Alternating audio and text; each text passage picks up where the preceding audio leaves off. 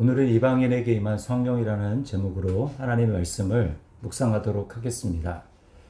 하나님이 오늘 어떤 분으로 나오고 계십니까? 소개되고 있습니까? 34절 말씀해 보니 베드로는 내가 참으로 하나님은 사람의 외모를 보지 아니하시고 라고 말씀하고 있습니다. 하나님은 어떤 외적인 사람들이 보는 것처럼 외적인 조건 그런 것으로 사람을 평가하고 차별하지 않으시는 분입니다. 35절 말씀에 보면 약간 오해가 될 만한 소지가 있는 그런 말이 있죠. 베드로가 각 나라 중 하나님을 경외하며 의를 행하는 사람은 다 받으시는 줄 깨달았도다. 이 말을 겉으로만 얼핏 바라보면 하나님이 사람을 받아들이시는데 그 사람이 하나님을 경외하고 의를 행해야 그래야 예수를 믿을 수 있는 그 출발선상에서는 그런 조건을 얻는 것은 아닌가라는 생각을 하게 합니다. 그러나 우리가 성경을 볼 때 어떤 문장을 볼 때 우리는 성경 전체로 또 하나님의 어떤 성품 성경이 말하고 있는 그 부분을 전체적으로 다 살펴봐야 하죠. 위에서 하나님은 외모로 보지 않으신다고 말씀을 하셨고 또 하나님은 어떤 사람을 받아들이시는데 조건을 내세우지 않습니다. 그렇다면 우리가 구약이든 신약이든 구원의 조건은 오직 은혜잖아요. 은혜라는 것은 전적인 그 원인 제공이 하나님께 있습니다. 하나님이 값을 지불한다는 뜻이죠. 그래서 하나님을 경외하며 의를 행하는 것은 구원받은 조건이 될 수 없습니다. 만약 이것이 조건이라면 왜 고넬료는 굳이 베드로를 초청해서 복음을 들어야 했을까요? 그냥 그 조건 자체로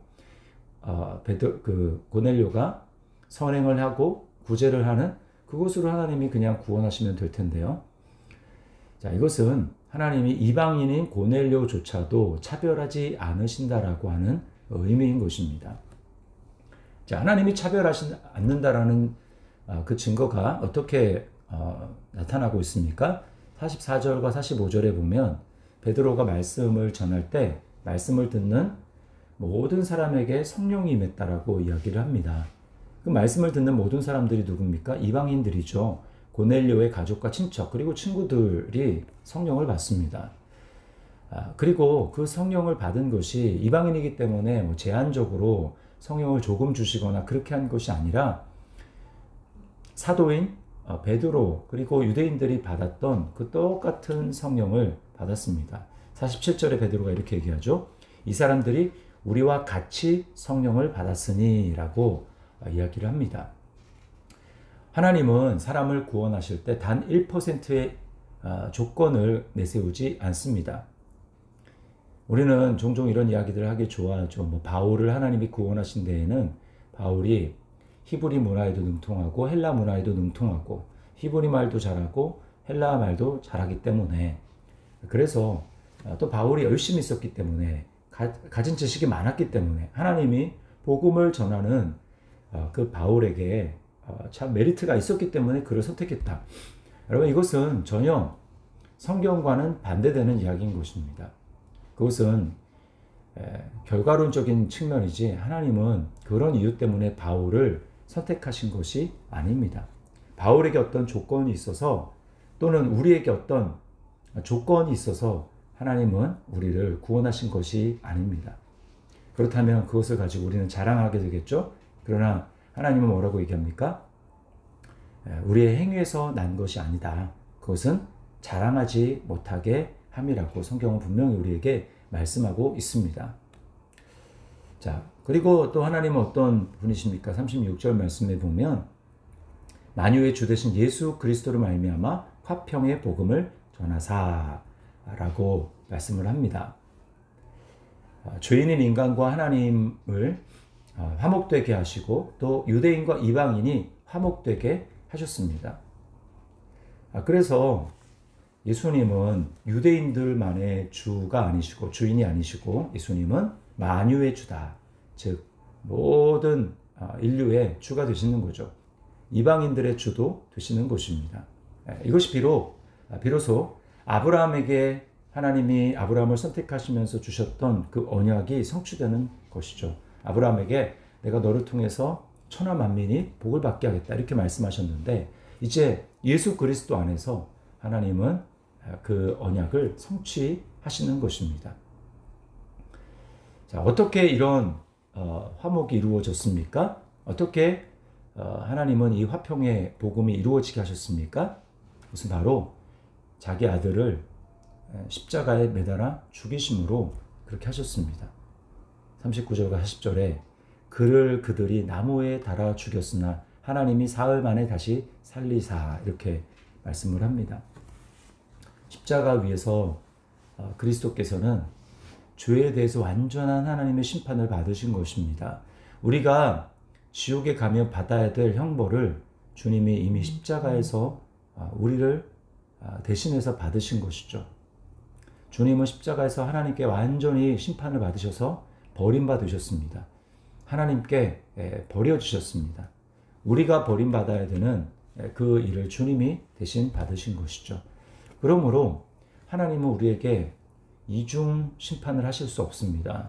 그리스도 안에서 모든 하나님의 심판이 다 남김없이 이루어졌기에 우리는 이제 그리스도 안에서 하나님의 완전하신 사랑과 용납을 받습니다. 예수님이 하나님과 함께 누리셨던 그 사랑과 친밀함과 용납, 그것을 우리는 경험하게 되는 것이죠. 더 이상 우리는 그러므로 형벌을 두려워하는 존재가 아니라 이 세상에서 하나님의 은혜와 사랑을 누리는 존재가 됩니다. 이 세상에서 이미 성령으로 말미암아 하나님 나라를 누리게 됩니다.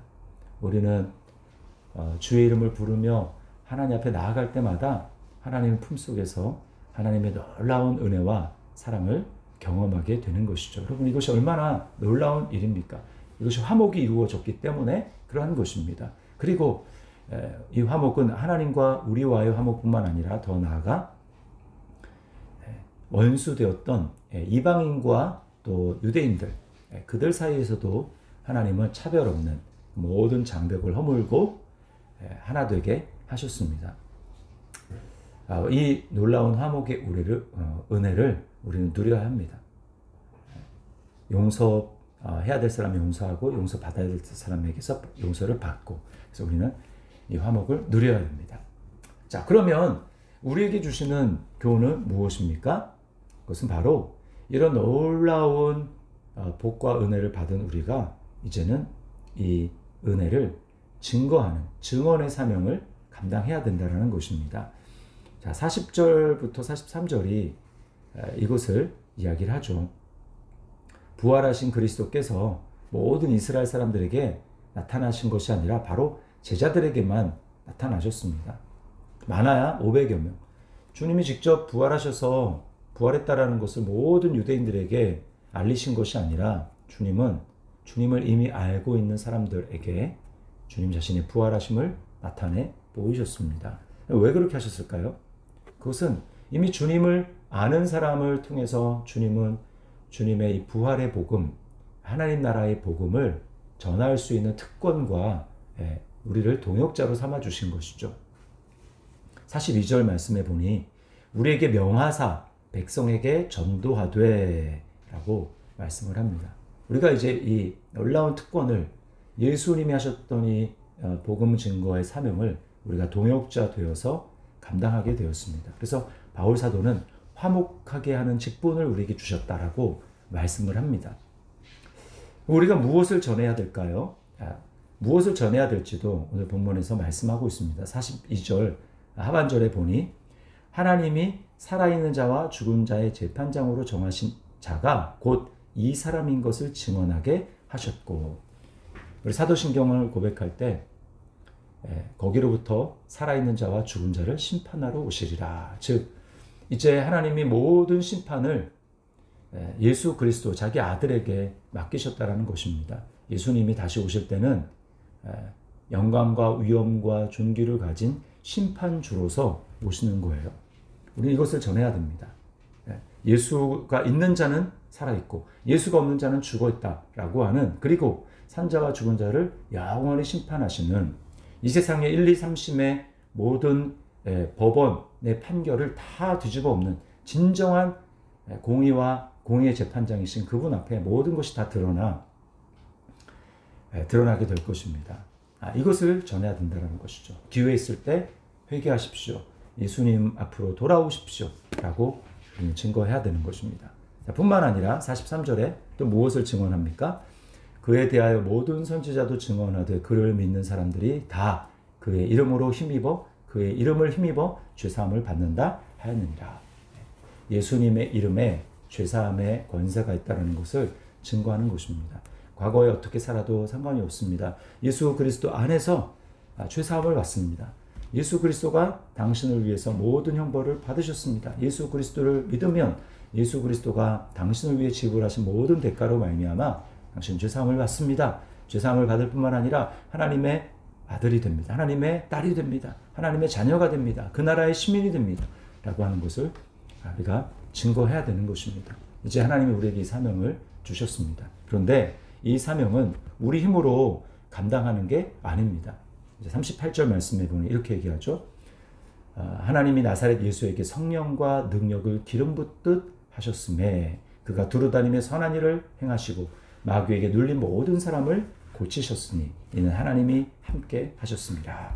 우리에도 사명을 감당하기 위해서 우리의 지혜와 과거의 경험 또 신앙의 경륜 이것을 의지하는 것이 아닙니다.